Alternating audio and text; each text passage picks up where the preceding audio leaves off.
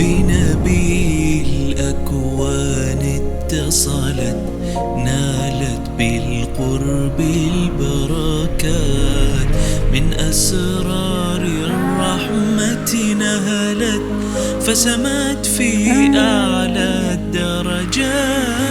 جذع حن وسلم حجر، ذكرت في يده الحصيات، من بين أصابعه نبع الماء وظلنا في الفلوات.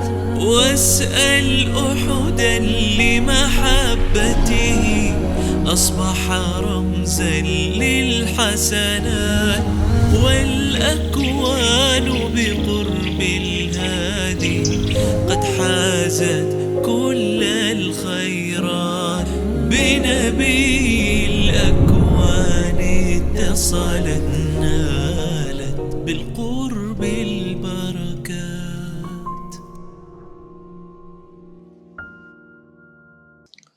الحمد لله والصلاة والسلام على سيدنا رسول الله.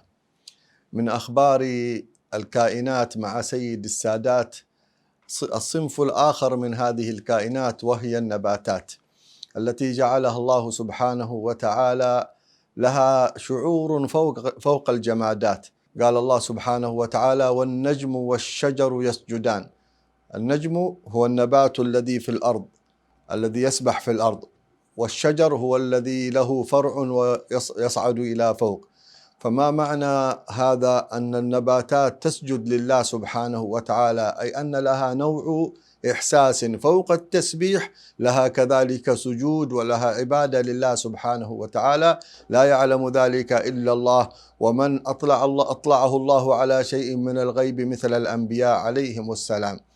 النبي عليه الصلاة والسلام له أخبار مع هذه النباتات، وأشهر قصة هي القصة التي أو الحادثة التي مزقت قلوب العشاق والمحبين لسيد المرسلين، وهي قصة حنين الجذع. كان صلى الله عليه وسلم في المسجد إذا وقف يتكلم مع الناس يستند إلى جذع من النخل، جذع نخلة بجانبه فيستند إليه. فلما كثر الناس واتسع المسجد صنعوا له منبرا من 3 درجات، فصار يصعد عليه صلى الله عليه وسلم، وبقي الجذع في مكانه بينه وبينه خطوات. فلما صعد رسول الله صلى الله عليه وسلم يخطب الناس، إذا هناك صوت رقيق، صوت أنين، كأنما هو صوت بكاء وحنين خفيف، ولا زال هذا الأنين هكذا يزداد حتى صار صوت الأنين يخالط صوت رسول الله صلى الله عليه وآله وسلم في خطبته. فوقف عليه الصلاة والسلام من الخطبة، والصحابة في المسجد كأن على رؤوسهم الطير. خرج الحبيب وجاء إلى عند هذا الجذع، فوقف أمامه ثم ضمه، ثم قال للصحابة: ادفنوه.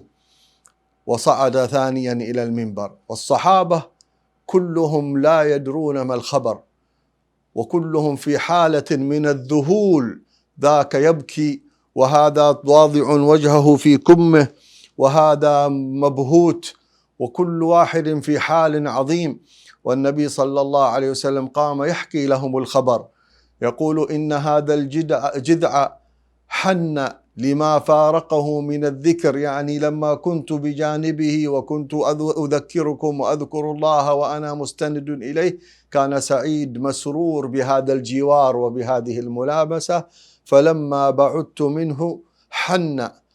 فشبه الصحابة النبي صلى الله عليه وسلم وهو يسكت الجذع بالأم التي يبكي صغيرها، فتسكته قليلا قليلا فيهدأ صوته ويضعف صوته حتى يسكن. وفي رواية أنه صلى الله عليه وسلم قال: خيرته بين أن أغرسه فيعود نخلة في الدنيا أو أن يكون معي في الجنة، فاختار أن يكون معي في الجنة.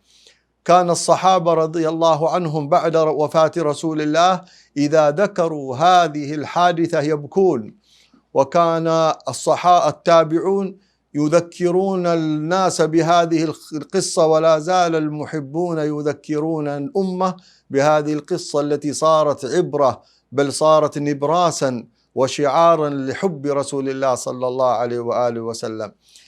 نستفيد من هذه القصة فوائد عظيمة.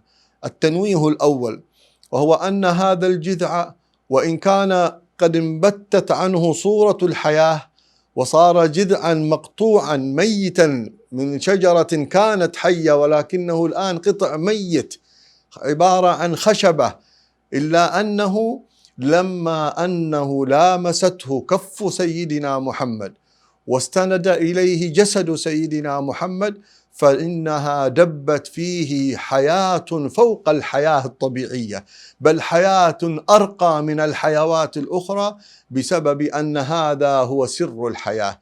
الله سبحانه وتعالى يقول: يا أيها الذين آمنوا استجيبوا لله وللرسول إذا دعاكم لما يحييكم. هذا فيه سر الحياة، دعوته فيها سر الحياة. فهذا الجذع تحرك لأنهم بعثت فيه هذه الحياة العجيبة بملامسته لسيدنا محمد صلى الله عليه وسلم. الجذع لو أنه بعث إلينا رسالة بلسان حاله، أظنه لكان يقول لنا: يا معشر أمتي حبيب الله، يا من بعدتم عنه أزمانا ومواطن وأميالا بعيدة، أنا ما طقت أن أفارقه وأن أبعد عنه خطوات، حتى بكيت وأنيت وشكوت، وأنتم بعدتم عنه قرون طويلة، بعدتم عنه أميالا بعيدة، فما لكم لا تحنون ولا تئنون ولا تبكون، وأنتم بشر خلقكم الله بأحاسيس وقلوب ومشاعر وعقول. فهكذا كان الحسن البصري رضي الله عنه سيد التابعين، كان إذا صعد المنبر يقول هكذا، يقول: إن جذعا فارق رسول الله خطوات فما أطاق هذا الفراق، ونحن فارقناه أزمانا وفارقناه أميالا، فما بالنا نطيق هذا الفراق ونطيق هذا البعد. فالمحب دائما في شوق يؤرقه ويقلقه ويحرقه ويشعل في قلبه نارا تتوقد دائما. هذه أنوار الشوق ونار الشوق في القلب تسيل بسببها الدموع. الذوق الذي نستفيده من الجذع، هذا الجذع أستاذ لنا صار في الحب.